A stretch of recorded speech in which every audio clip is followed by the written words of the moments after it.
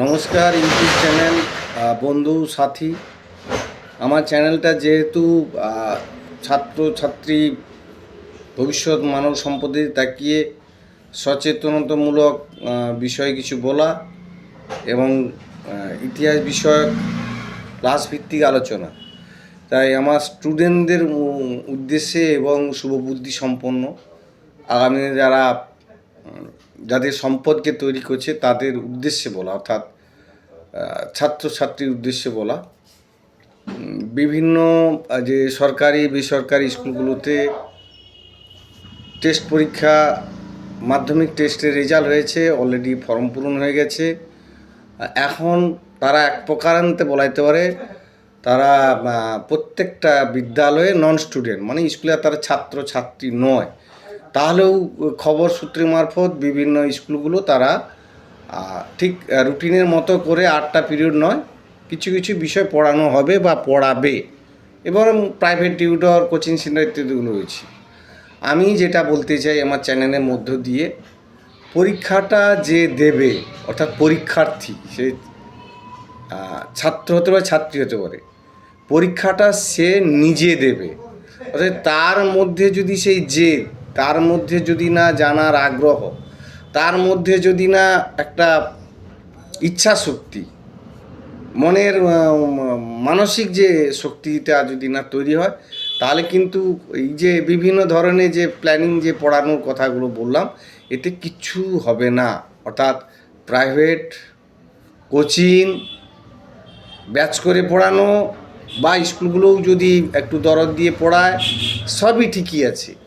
কিন্তু নিজের থেকে যদি না কোনোভাবে ইচ্ছা শক্তি তৈরি হয়, নিজের থেকে যদি জানার আগ্রহ, নিজের মাথাতে রাখার যদি না মানসিকতা থাকে, তাহলে বাবা মা, মাস্টারমশাই বা ম্যাডাম কোনো কিছু করতে পারবে না।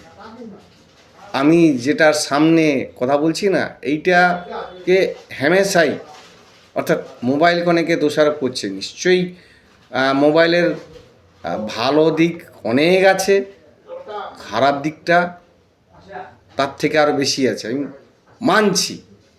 কিন্তু নিশ্চিত আমি ভালো কাজে, সবসময় পড়তে ভালো লাগবে না, সবসময় পড়ার কাছে থাকলেও মেন্টালে অনেক কিছু ব্যাপার আসবে। আমি বলতে চাই একটা শিডিউল, রুটিন মানিয়ে নিতে হবে। যেহেতু স্কুলে এই সময় চাপ নেই, টেস্ট পেপার বাজারে বিভিন্ন কোম্পানি পাবলিশার্স প্রকাশ করেছে, টেস্ট পেপার ধরে নিজে একটা সাজেস্টিভ কোশ্চেন করে জাস্ট অনবরত প্র্যাকটিস করি, যা লেখাটা অভ্যাস করি। আমি একটা স্কুলে পার্শ্ব শিক্ষকের কাজ করি এবং টিউশনি করে অভিজ্ঞতা নিরিখে বলতে চাই, ওই 1 থেকে 20 রোল পর্যন্ত মোটামুটি হাতে লেখা ইত্যাদিগুলো একটু ভালো হয়, একদম সাজিয়ে গুছিয়ে সুন্দর, তাদের যে ভাষা, ল্যাঙ্গুয়েজ, লেখার যে স্টাইল ইত্যাদি সব ঠিক আছে। আর পরে যে তারা কি লিখে, তাদের লেখার স্টাইল কি, তাদের ইত্যাদি যে বিষয়গুলো, একদম আমি বলবো যে অন্তত তারা যেন বাড়িতে প্র্যাকটিস করে, কঠোর অধ্যাবসায় করে সিস্টেমে চলে। এখন নাম্বার হিউজ আসছে, আমাদের সময় কিন্তু এত নাম্বার, এত ব্যাপার ট্যাপারগুলো ছিল না। এখন নাম্বার হিউজ আসছে। প্রত্যেক স্টুডেন্ট যারা, প্রত্যেকের বাবা মা নিশ্চয়ই তাদের উপরে অনেক ভরসা করে, প্রত্যাশা করে, আশা করে আমার ছেলে, আমার মেয়ে আগামী দিনে এই হোক সেই হোক। নিশ্চিত বড় হয়ে তারা পরে পরে বুঝতে পারবে, নিজেদের কেরিয়ার নিজেরাই তারা বেছে নেবে।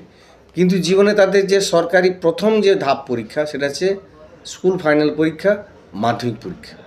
মাধ্যমিক পরীক্ষার পরও অনেক রকমের ডিপ্লোমা, হেনা তেনা ইত্যাদি, তারপর থেকে ইত্যাদি পদ আছে। কিন্তু প্রথম জীবনে যে ধাপ সত্যি খুব কঠিন, কষ্টকর, ভয় ইত্যাদি ইত্যাদি আসবে।